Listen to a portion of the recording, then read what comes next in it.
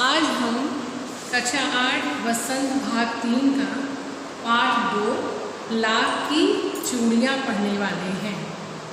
पाठ की चर्चा की जाएगी। इसमें पाठ का अध्ययन करने से पहले हम कुछ मुख्यतः 3 या 4 बिंदुओं पर विचार करेंगे। पहला उसमें रहेगा लेखक का परिचय, दूसरा पाठ का सारांश, तीसरा कठिन शब्द। इन पर हम चर्चा करेंगे। कठिन शब्द आप लोगों को पहले भी बताए जा चुके हैं, लेकिन मुख्यतः इसके जो लेखक लाख की चूड़ियाँ, जैसा कि पाठ के नाम से आपको पता चल रहा है, लाख की चूड़ियाँ किसके बारे में बात की जा रही है? चूड़ियों के बारे में। चूड़ियाँ तो कई तरह की होती हैं, लाख की भी होती हैं, कांच की भी होती हैं, प्लास्टिक की भी होती हैं, लेकिन यहाँ जो बात की गई है वो लाख की चूड़ियों की। इसके लेखक हैं कामतानाथ। इन कामतानाथ का जन्म 22 सितंबर 1934 को हुआ था लखनऊ में, और उनकी मृत्यु हुई थी 7 दिसंबर 2012 को। उनका जन्म भी लखनऊ में हुआ था और मृत्यु भी लखनऊ में हुई थी। उनके अभी तक 6 उपन्यास, 11 कहानी संग्रह प्रकाशित किए जा चुके हैं। उनको कई सम्मानों से नवाजा गया है। साहित्य भूषण, यशपाल, महात्मा गांधी पहल सम्मान, इसके अलावा और भी कई पुरस्कारों से पुरस्कृत किया गया है। मुख्यतः ये कथा शिल्पी के रूप में जाने जाते हैं। ज़्यादातर इन्होंने कहानियाँ ही लिखी हैं और उन कहानियों की विषय वस्तु अपने आसपास के वातावरण से ही लेते थे। इन्होंने जो ये कहानी पाठ का हम के बारे में हम बता रहे हैं, उस पाठ का मुख्य जो शब्द है, मुख्य जो अर्थ निकल रहा है वो है लाख की चूड़ियों के बारे में कहानी बताई गई है। अब आता है पाठ का सारांश। यह कहानी एक बदलू नाम के मनिहार की है। मनिहार का मतलब चूड़ियाँ बनाने वाला।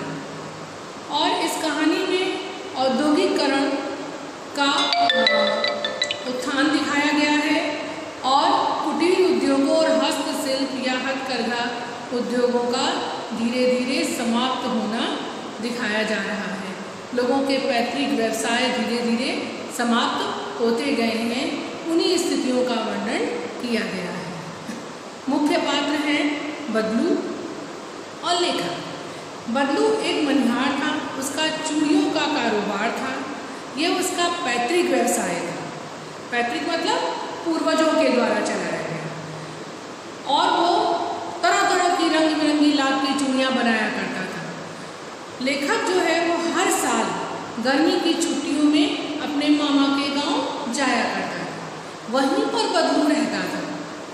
उसको मामा के गांव जाने का शौक भी बहुत था, क्योंकि वह वहाँ जाकर के बदलू से मिलता था। पूरे गांव में उसे बदलू ही ज़्यादा पसंद आता था। क्यों? क्योंकि वह बदलू उसे लाख की सुंदर सुंदर गुड़ियाँ बनाकर देता था। इसलिए लेखक को बदलू बहुत पसंद था।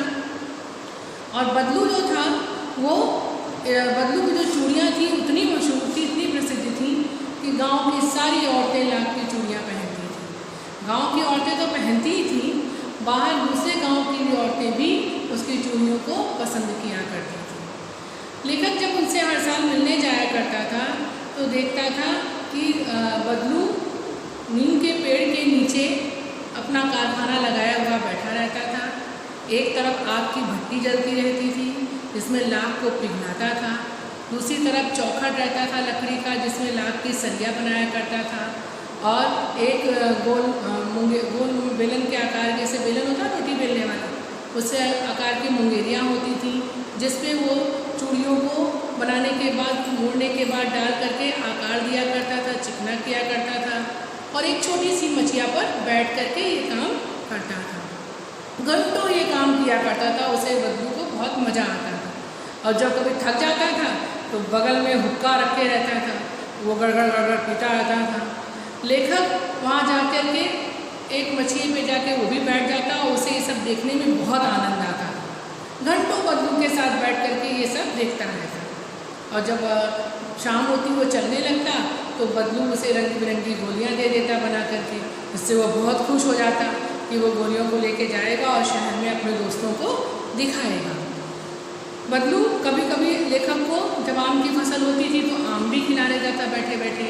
कभी दूध गाय ने दूध दे दिया तो मलाई भी निकाल के खिला देता था। इस तरह से लेखक को बदलू सबसे ज़्यादा पसंद था। ये सब करने में उसे ज़्यादा मज़ा आता था। बदलू को गांव के लोग तो बदलू काका कहते थे, लेकिन लेखक का वैसे तो बदलू मामा कहने का अर्थ था, लेकिन क्योंकि मामा के गांव का था ना, मामा के गांव का हुआ तो मामा कहलाएगा। लेकिन लेखक उसे, क्योंकि सब लोग बदलू काका कहते थे, इससे लेखक भी बदलू काका कहता था और उसे मामा ना कह करके काका ही कहता था। लेखक बदलू चूड़ियाँ तो अच्छी बनाता था, मशहूर भी था, लेकिन उसके जो व्यापार करने का तरीका था, चूड़ियों को बिक्री करने का, चूड़ियों को बेचने का जो तरीका था वो पुरानी पद्धति पे चल रहा था। यानी वस्तु विनिमय, वस्तु के बदले वस्तु लेना। वो क्या करता था, चूड़ियाँ देता था, चूड़ियों के बदले गाँव वाले जो उसे दे जाते थे, कभी अनाज दे दिया, कभी कपड़ा दे दिया, इस तरह से वो उनसे ले लेता था। लेकिन जब कभी इस तरह से पुरानी पद्धति पे चल रहा था, वस्तु विनिमय पुराने ज़माने की पद्धति हुआ करती थी, यानी वस्तु के बदले वस्तुओं का आदान प्रदान, उसे हम वस्तु विनिमय कहते हैं। उसी पद्धति पे बदलू अपना कारोबार चला रहा था। लेकिन ऐसे तो बहुत सीधा था, शांत प्रवृत्ति का था, जो उसे दे दिया ले लिया, जो उसे नहीं दिया चलेगा। लेकिन जब क्या होता था, जब किसी का शादी विवाह का अवसर आता था तो बदलू के भाव बढ़ जाते थे।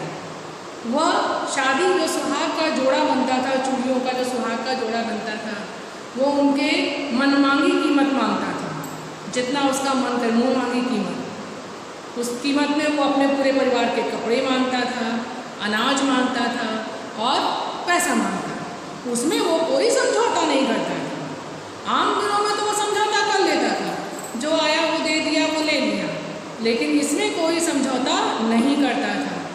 लोगों को लेना भी पड़ता था, क्योंकि शादी के सुहाग के लिए तो चूड़ियाँ चाहिए ही चाहिए थी। इस तरह से वो अपना कारोबार किया करता था। लेखक हर साल जाया करता था और ये सब चीज़ें देखा करता था। कुछ सालों के बाद लेखक के पिता का तबादला हो गया, जिससे लेखक का मामा के गांव आना जाना बहुत कम हो गया। कुछ सालों के बाद जब लेखक दोबारा गांव वापस आता है तो गांव में जाता और देखता है कि सभी के हाथ में लाख की चूड़ियाँ दिखाई नहीं दे रही हैं। सभी औरतें, गांव की स्त्रियाँ कांच की चूड़ियाँ पहनी हुई हैं। तो उसको थोड़ा अजीब लगता है। बचपन की चीज़ें याद नहीं आती हैं, थोड़ा सा भूल जाता है, या समय परिवर्तन के कारण बचपन की चीज़ें, जब इंसान जब बड़ा होता है तो थोड़ी चीज़ें, आदतें छूट जाती हैं। जब वो पहुँचा, देखा कि सब लोग तो कांच की चूड़ियाँ पहने हुए हैं, थोड़ा उसे आश्चर्य हुआ, लेकिन उसे तब उस समय बदलू का ध्यान नहीं आया। फिर एक दिन एक घटना घटी। उसके मामा की लड़की आंगन में पानी लेके जा रही थी, तभी फिसल गई और गिर गई। कांच की चूड़ी पहनी थी, वो चूड़ी टूट गई और उसके हाथ में धंस गई। तब लेखक दौड़ के गया और देखा और चूड़ी निकाला, उसकी मरहम पट्टी किया। तब उसको बदलू काका का ध्यान आया कि लाख की चूड़ियाँ जब पहनती थी, कांच की चूड़ियाँ तो कभी किसी के हाथ में देखी नहीं थी, ना ही कभी किसी को चोट लगते देखा था। तब अचानक से ध्यान आया उसको बदलू काका का। तब उसे सोचा कि अब हमें बदलू काका से मिलने जाना चाहिए। दूसरे दिन उठा चल दिया बदलू काका से मिलने के लिए। जब रास्ते में जा रहा था तो सोचता जा रहा था कि बदलू काका ने क्या कांच की चूड़ियाँ बनाना शुरू कर दी, लाख की चूड़ियाँ बनाना छोड़ दिया। बदलू काका तो कांच की चूड़ियों से बहुत नफरत करते थे। कभी मैं कह देता था कि काका, गांव शहरों में तो लड़कियां कांच की चूड़ियाँ पहनती हैं, तो बहुत गुस्सा हो जाते थे। कहते थे गांव की औरतें मजबूत हैं, लाख की चूड़ियों का भार सह सकती हैं, गांव की लड़कियां तो कमज़ोर होती हैं, तो वो कांच की चूड़ियाँ इसीलिए पहनती हैं। उनको कांच की चूड़ियों के बारे में कोई बात करे तो बड़ी चिढ़ हो जाती थी। और लेखक ये सोचता हुआ जा रहा था कि उनको तो कांच की चूड़ियों से बहुत चिढ़ थी, फिर क्या उन्होंने कांच की चूड़ियों का कारोबार शुरू कर दिया सबके हाथों में मैं कांच की चूड़ियाँ देख रहा हूँ। वहाँ पहुँचा लेखक उनके पास जाकर के बोलता है, देखता है क्या, वही पुराना नीम का पेड़, लेकिन वहाँ की व्यवस्था एकदम अलग थी।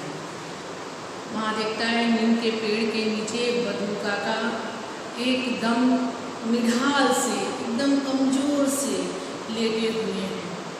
उनको देख के लग रहा था कि कितने बीमार हैं, उनकी आर्थिक स्थिति कमज़ोर हो चुकी थी और जहाँ पे एक अच्छा कारोबार हुआ करता था वहाँ पर एकदम सन्नाटा, कुछ भी नहीं था। उसे देखकर बड़ा आश्चर्य होता है। जाकर बदलू काका के पास जाता है और बोलता है, काका मुझे पहचाना? काका की तो हालत ठीक ठाक तो थी नहीं, पहचान भी नहीं पाए और बोले, नहीं बेटा, मैंने तुम्हें नहीं पहचाना। तब लेखक ने बताया, मैं जनार्दन हूँ, आपको याद नहीं? मैं बचपन में आपके पास आता था और लाख की गोलियाँ लेकर के जाता था। तब काका को ध्यान आया, हाँ आओ आओ बेटा, बहुत दिनों बाद आए। लेखक बोलता, हाँ मेरे पिता का तबादला हो गया था, जिस वजह से मैं नहीं आ पा रहा था। काका क्या? फिर वो काका से पूछता है, हिम्मत जुटाता है और पूछता है कि काका क्या आपने लाख की चूड़ियाँ बनाना बंद कर दिया? काका बोलते, बेटा अब हमारी चूड़ियों को कौन पूछता है, अब तो सब जगह कांच की चूड़ियों का प्रचलन हो गया है, इसलिए हमारा पूरा कारोबार ठप हो गया है। मशीनी युग आ जाने के कारण हाथ से काम करने वालों की स्थिति बहुत दयनीय हो गई है, सबके पैतृक व्यवसाय समाप्त हो रहे हैं। फिर बदलू ये बोलता है, ये देख करके लेखक को, सुन के लेखक को बहुत दुख होता है कि इस वजह से उसकी आर्थिक स्थिति भी कमज़ोर हो गई थी और शरीर भी बूढ़ा हो गया था, इससे बीमार रहने लगा था। फिर बोलता है, क्या तुमने अपनी गाय भी बेच दी? तो बोलता, हाँ बेटा, जब हम खुद नहीं खा सकते, हमारे खुद के खाने के लिए अनाज जुटाना मुश्किल है, तो हम गाय को कहाँ से खिलाते, इसलिए हमने गाय भी बेच दी है। यह देख करके लेखक को थोड़ा सा अंदर ही अंदर बहुत दुख होता है कि ये लाख की चूड़ियों का प्रचलन कम होने के कारण बदलू का व्यवसाय ठप हो गया। अब तभी लेखक को फिर ध्यान आता है, क्या बोलता है काका से, काका क्या इस बार आम की फसल भी अच्छी नहीं हुई? लेखक को आम खाने का मन था, इसलिए बोला, क्या इस बार आम की फसल भी अच्छी नहीं हुई?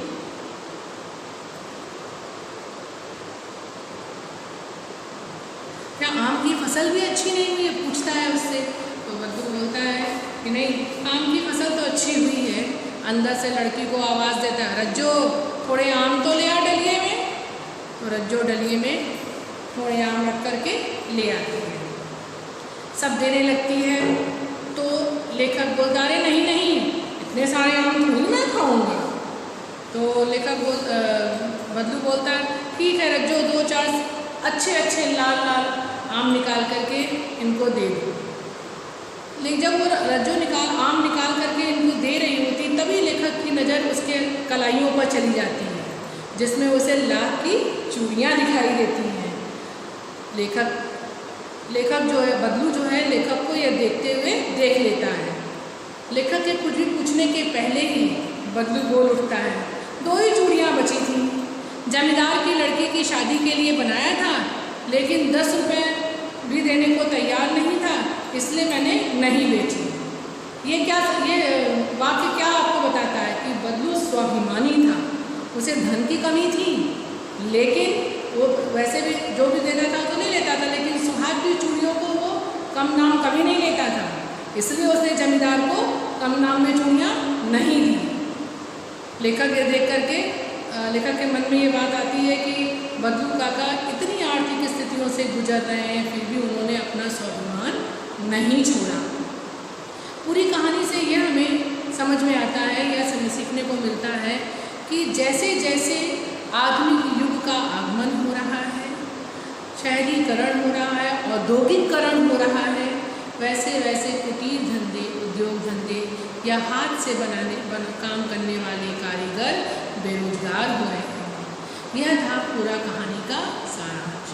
अब इसका आखिरी और अंतिम पार्ट आया, कहानी के मुख्य कठिन शब्दों के अर्थ। यहाँ पर हम कुछ कुछ आपको कठिन शब्दों के अर्थ समझा रहे हैं, बाकी का जब हम आपको एक्सप्लेनेशन देंगे उसमें हम समझाएंगे।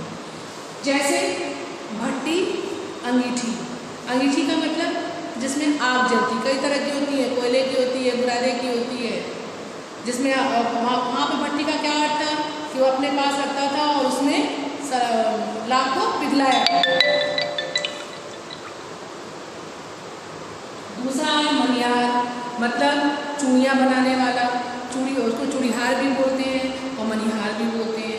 उनका कौन होता है? चूड़ियाँ को बनाने वाले को हम मनिहार बोलते हैं।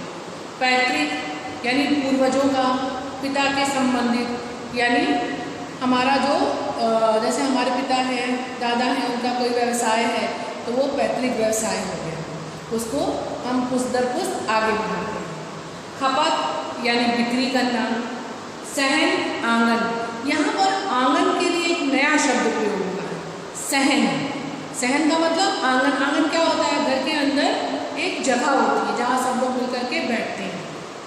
फिर बेलनुमा मुंगेरियाँ यानी गोल लकड़ी, एक गोल लकड़ी होती है इस पर चूड़ियों को गोल आकार देने के लिए और चिकना करने के लिए उस पर चढ़ाया जाता है। हाथ काटना, बेरोजगार होना, यानी जब औद्योगिकरण हुआ, कुटीर उद्योग बंद हुए तो मजदूरों के हाथ कट गए, वो बेरोजगार हो गए। फिर वस्तु विनिमय, वस्तु के बदले वस्तुओं का आदान प्रदान, यानी एक वस्तु लेने के लिए हमें कुछ और देना पड़े। यहाँ पर जैसे चूड़ी खरीदने के लिए उसको अनाज या कपड़े देते थे, इसलिए था आपका कठिन शब्द। धन्यवाद।